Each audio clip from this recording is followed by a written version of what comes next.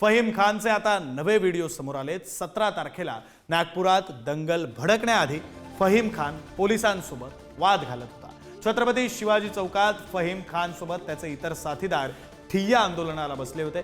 पोलिसांनी विनंती केली मात्र तरीही फहीमचा माज दिसत होता। फहीम माज दाखवत होता। इतकंच नाही तर दंगलीचा कट फहीम खाननंच रचल्याचा आरोप आहे। या संदर्भात फहीमवर नागपूर पोलिसांनी गुन्हाही दाखल केलाय।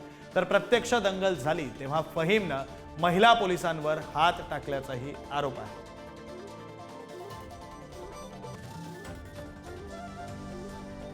चार दृश्य आपण पाहतोय। नागपुरात हिंसाचार हा उफाळलेला होता तेव्हाचे दृश्य। तर पोलिसांच्या वर्दीवर सुद्धा हात टाकण्यात आला। फहीमचा पोलिसांशी वाद झालेला होता तेही व्हिडिओ आता समोर आले। तर फहीम खान हा सूत्रधार असल्याचा संशय पोलिसांकडून सुद्धा व्यक्त केला जातोय।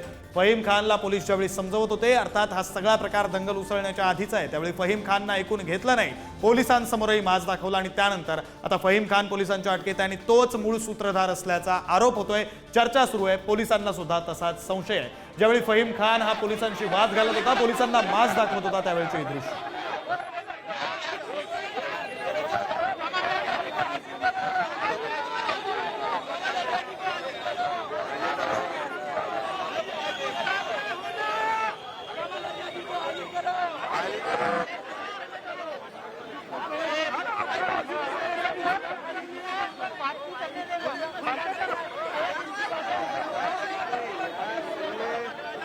दस मिनट में हमें कोई किसी का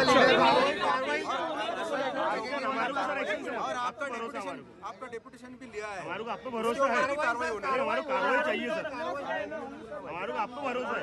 हमारे को कार्रवाई चाहिए। कार्रवाई बिल्कुल होगी। कायदे से बिल्कुल कार्रवाई करने के लिए हम बैठे हैं। करेंगे।